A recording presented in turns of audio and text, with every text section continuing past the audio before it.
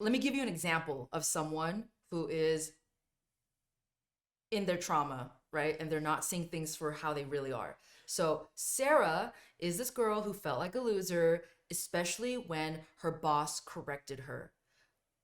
So, she was actually somebody that was interviewed for Jeff Schwartz's book. And she said, I had a good childhood. My parents were amazing. I don't think I was really traumatized. I don't understand how this applies to me, but I do have a problem with always thinking that I'm a loser. So Dr. Jeff Schwartz told Sarah, pay attention to the negative comments in your head. Put a name or a voice or a face to that negative comment of you're a loser. Whenever that thought arises, think of where did that come from? And then eventually she figured it out. She remembered a time when her older brother saw her drop her ice cream and said, "Ha ha, you're a loser." And this was when she was like 6 years old, right? But that negative comment that seems so unimportant to her now, it it affected her. It got ingrained in her brain as a little kid. So the feeling of being a loser likely stemmed from those repeated, seemingly insignificant interactions with her older brother, of her brother just trying to make fun of her, right? But she started to believe, oh, something's wrong with me. Like, I dropped ice cream when I shouldn't have. I'm such a loser. Sarah realized that the way she was treated as a child was still affecting her. That fact helped her separate the false thoughts, those false beliefs from the past from who she really is. And she is a very bright, young, hardworking, capable woman. So it's important to separate these past emotional wounds because they will affect the way you see yourself even till today. According to Jeff Schwartz, you are destined to repeat what happened to you in your childhood with the current people in your life. If you can't see how false and inaccurate those messages from childhood were, you got to see that the messages that you got in childhood are totally fake and inaccurate so that you don't repeat the relationship with other people in your life now. You're going to conflate your reactions to people in your present life with the upsetting actions and messages of people who hurt you in the past.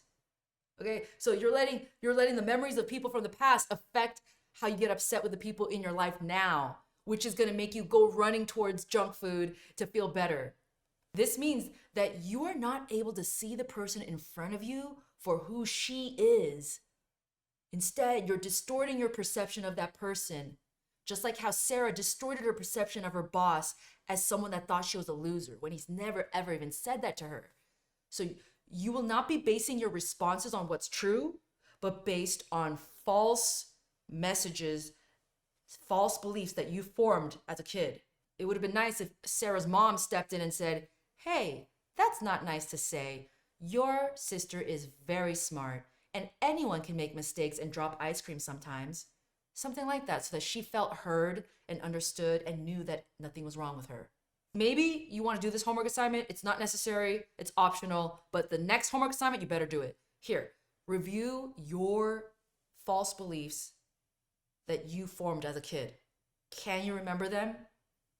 Are there, even if you could just think of one, it will help you understand that there might be more out there, more false beliefs out there that you never realized, and it's going to help you feel better about yourself. So can you remember an emotion that was ignored? Like, did you ever feel like your feelings were ignored, where you couldn't express how you felt to the people that mattered most to you? When were you dismissed or neglected or devalued? When were you not accepted for who you were?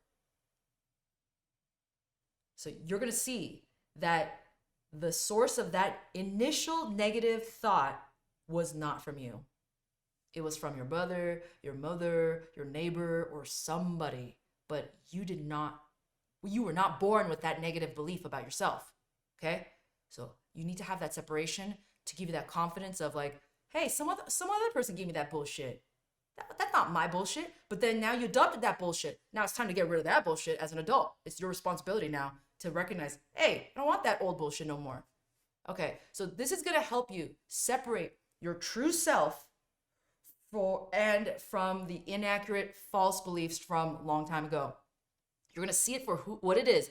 False messages from long time ago that felt so real, but now you're going to be like, "Uh-oh, but is it really true though?" I don't think I don't think that's true though. So, if your sense of self is tightly fused with this deep negative thought from the past, your habits are going to be very hard to break. Did you hear me? Did you hear me? You may have to watch this video again. If your sense of self is tightly fused with the deep negative beliefs from the past, if your sense of self is like, "Oh no, that is me. I am a loser. That's me." Your habits are going to be hard to break because you're entangled in it. You're in it. You're feral. You're like, you don't even know. You don't even know. You have to be aware. You have to step aside. Step aside. Oh, that's not right. I'm not a loser. What the fuck? My brother said that to me when I was 6. I'm not a loser. My boss, he doesn't think I'm a loser. He just wants me to get things done. He's just impatient. He's a nice guy. He doesn't think of me. He actually thinks I'm capable. That's why he demands a lot from me. Oh, you're totally going to change your world thinking this way. But you're also going to reduce your stress, and you're going to reduce your likelihood of reaching out for that high from the food, right?